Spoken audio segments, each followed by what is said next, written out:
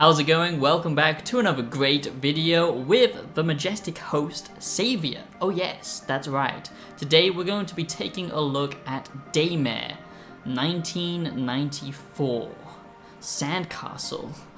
Get it? Because it's not nightmare, it's Daymare. Dayman, fighter of the night man. Dayman, Dayman, fighter of the night man,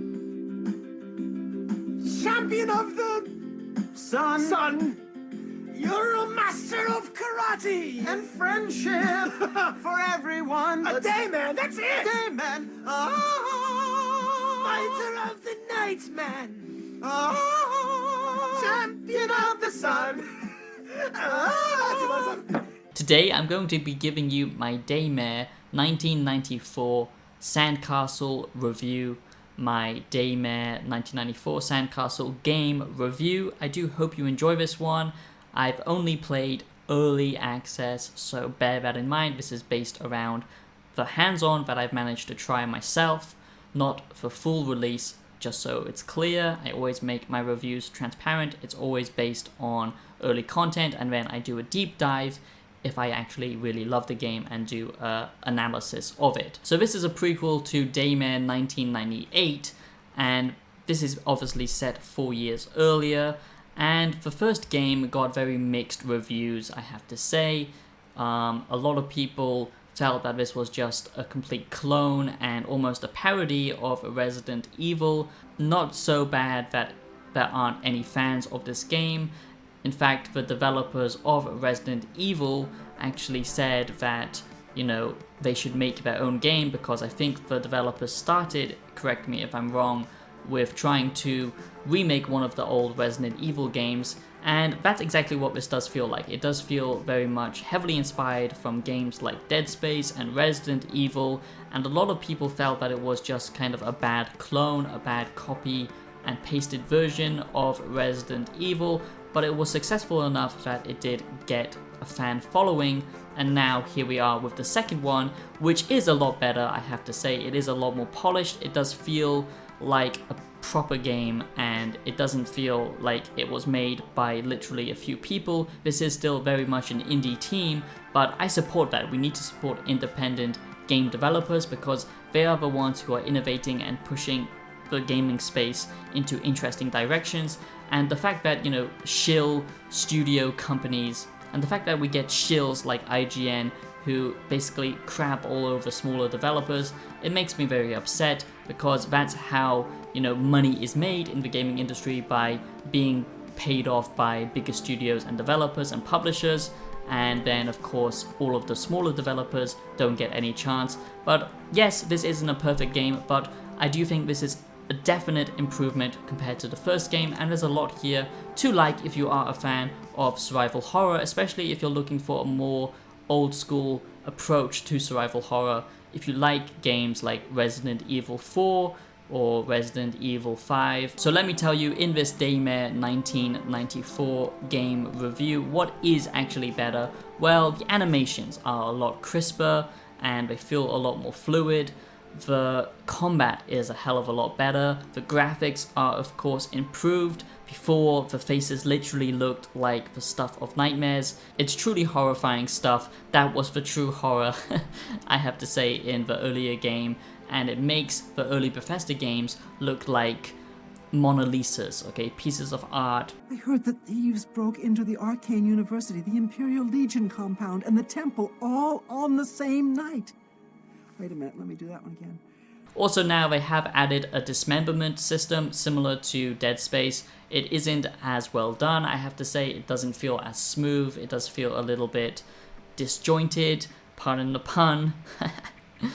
That's terrible. But it does feel not as well done, but it is still a nice, cool mechanic. And what they have mastered in this, and horror games need to get this right, because this is a number one thing that you need in a horror game, and most games just don't care anymore. They don't take the effort and the time to care about it, because all they care about are shiny graphics.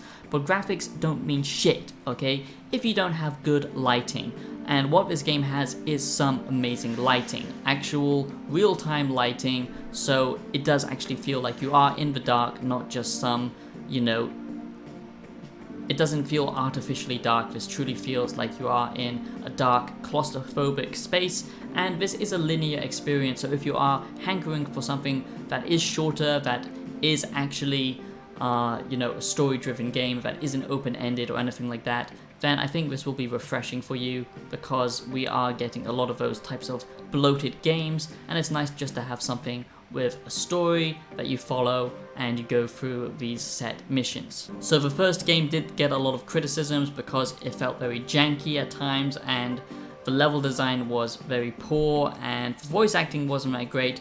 A lot of that stuff, like I said, has been improved now with this second game, but not all of it. I do hope you are enjoying this Daymare 1994 Sandcastle review. If you are, like I said, please do consider subscribing. It would mean absolutely everything. And please do consider becoming a member today. I just released my album Nova, and it's available now in its highest quality, only for members only, and a whole playlist of other game content, reviews, or video essays, all that kind of stuff. There's a whole playlist only for members, so please do consider supporting the channel and becoming a member. So now let's get into a few positives and negatives. That's how I like to structure all of my reviews. And like I said, the first positive is the fact that it is a linear experience, and I think that is to its strength. Also, another positive is they sorted out the UI and the inventory management, because in the first game it was a real ball ache, because you would have to basically go into your menu just to reload, and it would just kind of break the flow of combat, and it just wouldn't feel that immersive. Now it is following the kind of formula of Resident Evil inventory management, but it isn't as claustrophobic. I would say it's very nicely done and streamlined, and I do like that.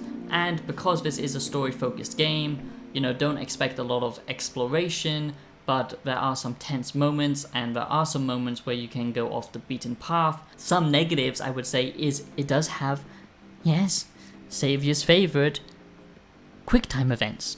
Oh, QuickTime events. I guess we haven't learned anything from the early 2000s. QuickTime events are still cool. That's still innovating and engaging gameplay. QuickTime events. Who doesn't want to click the same button over and over again? Because that shows true skill as a player. That shows true modern day gamer intelligence, you know? Another negative is it does feel generic, like I said, and that is a little bit sad. They could have gone for a more unique theme to make this stand out away from Resident Evil. They could have, I don't know, made it more futuristic or set it earlier or something. Just do something different, okay? But the fact that you have, you know, these generic abilities, like you have the power to freeze your enemies using the special freeze gun and stuff like that, it's all stuff that we've seen before.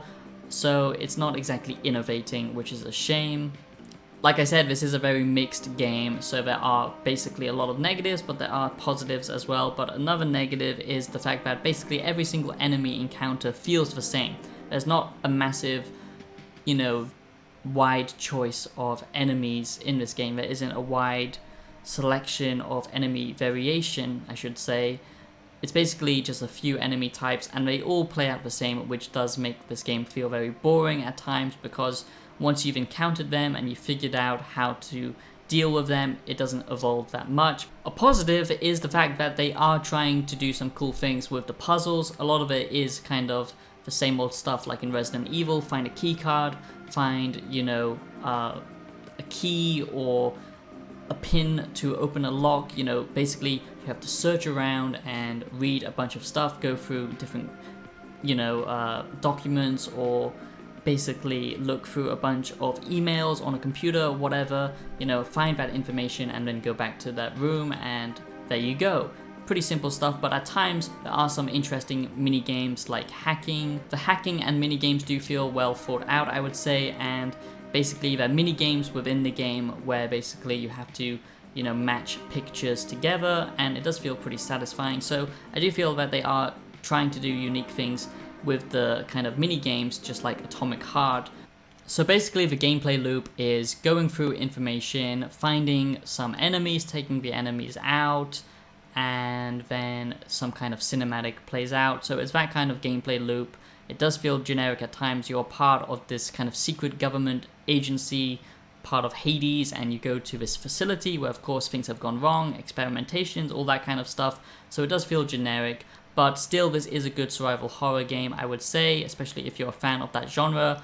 And the story here is far better acted than before. The voice acting is better. It does still feel janky. It doesn't feel like a polished game, but it is still very enjoyable. And if you want something that is short and sweet and basically, you know, a linear story focused game that is inspired by Resident Evil but does do some unique things along the way, then I think you will like this. And apparently later on it gets even more wacky and kind of futuristic and stuff like that. So I think this is an interesting one, and we do need to support independent developers. That is my Daymare 1994 Sandcastle review.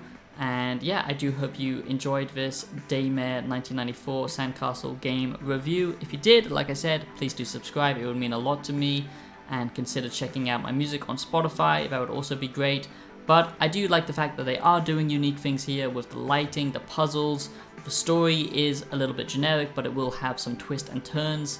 And the fact that it just feels good, you know, doing these puzzles. And when you are fighting enemies, yes, they are generic at times and there isn't enough enemy variation, but it still is pretty satisfying, you know, having a combat situation. The dismemberment could be better and the AI could be better, but overall it's not a bad experience, and I would say give it a chance if you like this genre. If not, then you're not missing out on anything, and of course there are better games in this space, so just bear that in mind, and I'll see you in the next video. Have a great day. Peace out.